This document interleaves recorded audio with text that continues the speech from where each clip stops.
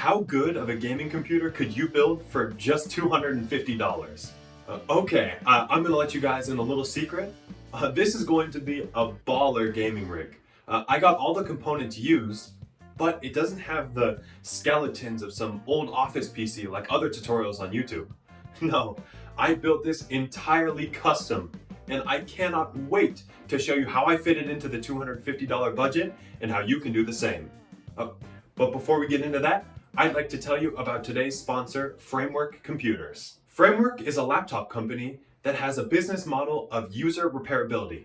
Practically every component of their laptops have been designed specifically for end user repairability and upgradability, from the touchpad to the system memory to even the main board altogether. Plus, their laptops are completely customizable, from the processors to the RAM, to the keyboard, to the storage, to even swappable input-output ports, and so much more. Whether you need a small laptop for school or a powerful laptop for gaming, Framework Computers has you covered. You can learn more in the link in my description. All right, now let's get into the build. Let's start with the motherboard. I got this ASRock H370M HDV motherboard on Amazon. You know, it doesn't have any fancy overclocking capabilities. It only has dual channel DDR4 memory, outdated with PCIe Gen 3 and no M.2 slots. However, buying last generation hardware is a great way to save money, so you can splurge on something like a GPU or CPU that are a little bit fancier. It was on Amazon's used but like new products, and after tax it set me back $53.61. That's about $30 cheaper than if I were to buy it new.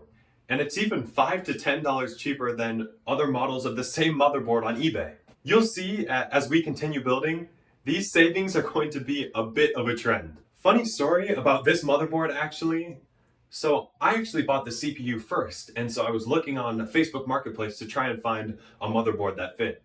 I found one that said it supported the LGA 1151 socket, but it was a different chipset, meaning it was incompatible with the CPU I have, that you'll see in a second. Thankfully, the seller I bought it from was gracious enough to buy it back off of me, and then I found this one on Amazon. Just make sure you double check your part's compatibility on websites like PC Part Picker or even the manufacturer's website. All right, now onto the CPU. I picked up this 9th gen Core i5 processor with 6 cores, with a base frequency of 3 gigahertz, and it boosts all the way up to 4.4 gigahertz. This will have plenty of power for any game we throw at it. I was able to find this one on Facebook Marketplace for $40, and that puts us at $93.61 for the entire build. Being able to negotiate and work with what you have can be your saving grace when building a budget computer like this. Now, let's throw it in the socket by opening up this little arm, lifting it back, taking our CPU out of the case. Let's line up this little triangle on the bottom of our CPU to this little triangle on the bottom of our motherboard. And drop her in there. We'll close this latch down, pull the arm, lock it in, and our CPU is locked into place. The listing for this processor started at $50, but I was able to negotiate it down to $40. And that's about $5 to $10 cheaper than this same processor on sites like eBay. And it's going to be absolutely perfect for this build. Now I'm going to be using the stock cooler. So I'll grab some thermal paste, add a small dollop, just like that. Then I'll take my CPU cooler and click it into place. Now for the RAM. I picked up this DDR4 16GB kit of a Corsair Vengeance memory, and it runs at 3200 megatransfers per second. Now my CPU can only handle a memory clock speed of 2666 megatransfers per second. It's not XMP enabled, so my processor won't be able to take the full capabilities of this RAM. That'll give us a small performance hit, but nothing too crazy. It should work perfectly for what we're doing. I found this kit for $25.73, which puts us at $119.34 for our total build so far. So, let me open up the RAM, pop open the slots, take off the peels, click one into place, click this one into place.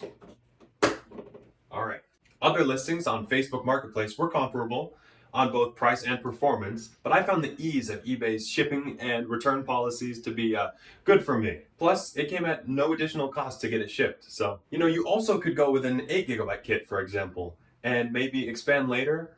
But I feel that 16 gigabytes is about the sweet spot right now for price of performance. And it kind of ensures some future proofing. This RAM will last you a lot longer as tasks and programs get more RAM intensive compared to an 8 GB kit. All right, now that our motherboard is all prepped, let's talk about the case that we're going to be putting it in. This is the Rosewell Nautilus mid-tower case. It has some nice features like 2 USB 2 and 2 USB 3 ports on the front. Plenty of airflow with this front mesh, top mesh, and back exhaust. And with space for up to 7 internal hard drives if you want to upgrade in the future. I was able to get it for just $25, and that puts us at $144.34. Okay, if we slide off this, oh goodness. Okay, if we slide off this side panel here and pop out this front panel,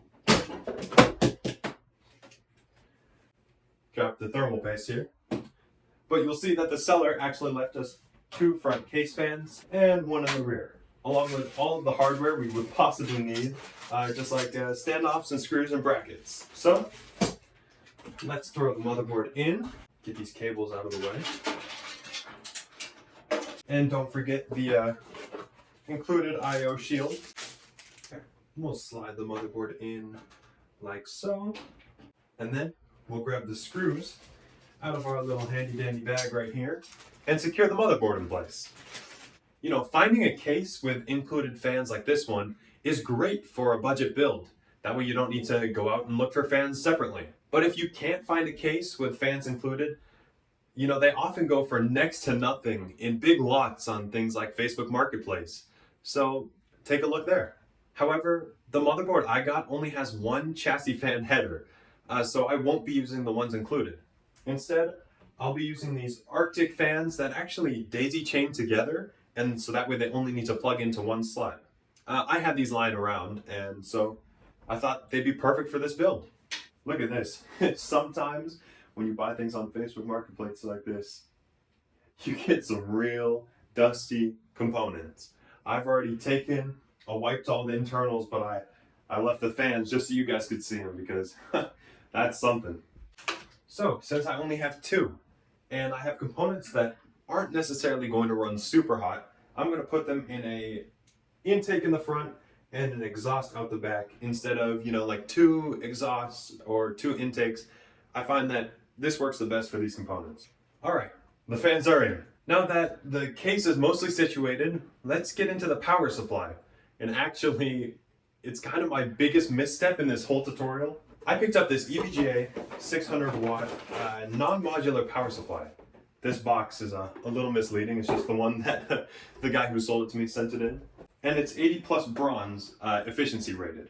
This should be more than enough power for the build that we're putting together here. And in the future, it might be nice to upgrade to maybe one that's a little more efficient or maybe a fully modular power supply. First things first, I'm going to take off the back panel. Look at that, plenty of access points now. Set this in here. All right, and I'm gonna start screwing it in. 600 watt power supplies, especially ones that are not super efficient like this one, typically go for about $20 to $30. If I did save a little better, or maybe I did a little more research, I could have possibly ended up with a power supply for much cheaper and a little more money to work with in our budget. After spending $50 on the power supply, our total budget is now at $194.34. I guess I did overpay, and so that can be a word of warning for you guys to double check that, all your parts are compatible and that you're getting the best deal that you can. On the storage, I got this Timetech 256 gigabyte SATA SSD on Amazon. Now, storage can deplete and depreciate over time, and so buying a used hard drive or solid state drive like this one might save you a couple dollars in the short term, but in the long run, after the drive fails and you don't have any warranty for it, it can actually end up costing you more. So I got this one new. It does not have a DRAM cache, and That's okay, I guess. DRAM cache drives are typically faster and are much more reliable with your data. So if I had a little money extra left over that I unfortunately blew on the power supply, I would actually end up opting for a drive with a DRAM cache. Just make sure when you're buying your own that your listing, mentions that. I'll plug our SATA cable in right here, and then I will find our SATA power cable and plug that in to the top as well. After tax, that SSD set me back $19.29. That puts us at $213.63 for our total build so far. And finally, let's talk about the GPU that's powering this build. I got this 3GB model GTX 1060 on Facebook Marketplace for only $20. That puts our finished build price at $233.63. That's perfect. That's just under our $250 budget. So let's throw it in the PC. We'll just take it like this and click it into place. Now that my GPU is secure, I want to talk some more about, GPU recommendations. Honestly, if you're on a budget, I really think that the 1060 is the lowest GPU that I can recommend. AAA games are getting more and more graphically intense, and this little guy is on the very bottom spec of what most games are looking for now. So just keep that in mind. If you have a couple extra dollars to spare, I'd recommend spending it on the GPU. I'd recommend the 20 series GPUs because that'll get you a lot more future proofing for not that much more price. All right, now that all the components are in, let's plug everything in and turn it on. Okay, well, here's the moment of truth, I guess. Let's see if she turns on. Oh, yes. Okay, fans are spinning. Let's see if we can get an output. There we go. It works. All right, but while that's booting up, I want to talk to you actually about why I didn't use 100% of the budget. I wanted to leave room for error, I guess, room for if you're following along at home. Not everything's going to go perfectly. Not everything's going to happen just like it happened for me. So I figured if I, left 30, 40 bucks, that'd be a little better of a representation of what might happen in the real world.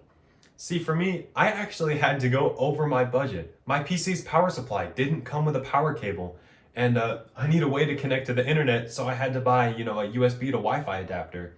Those things together actually added an extra $30. That put my finished build price at $260 instead of the $230 that we ended at before. I just wanted to let you guys know that if you're smart with your budget and you use the tips that I laid out here, and you negotiate a bit, you'll be able to fit a gaming computer just like this one well under the $250 range.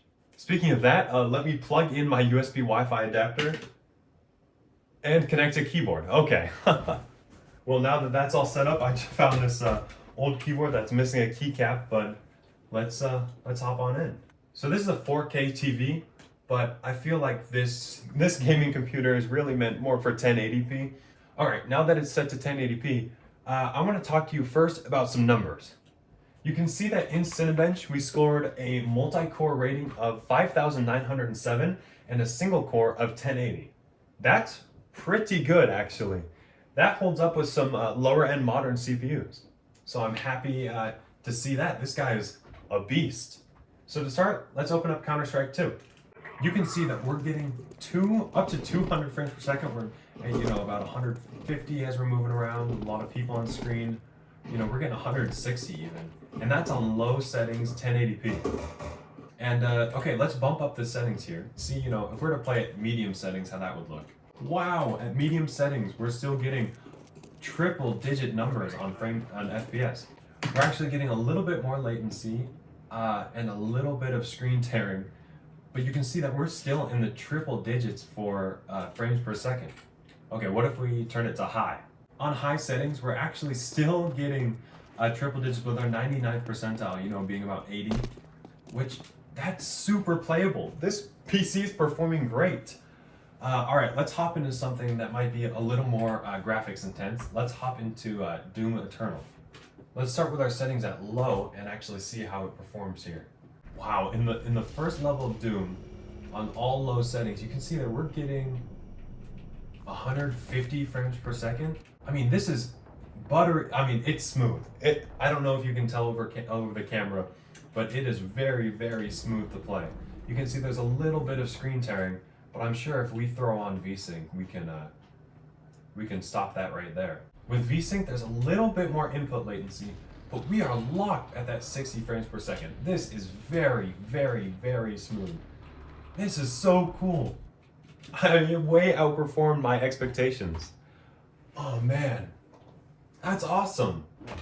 Well, this build has been super fun. I really hope it helps you out if you're following along at home or hoping to build a budget gaming computer yourself. If you have any questions, feel free to leave them in the comments. I'd be more than happy to answer and help you out if there's something you need. I know this video is a little bit different than the type of content I normally post, but I had so much fun. And if you liked it, leave a like to let me know that you did enjoy it and that I should keep making content like this. And feel free to subscribe so you don't miss out some more of my reviews. Again, a huge shout out to Framework Computers. There will be a link in the description below as well. Please feel free to check them out. They're an amazing company doing a great thing with their laptops. Well, make sure you keep your eyes peeled until my next review. And until then, I'll see you guys later.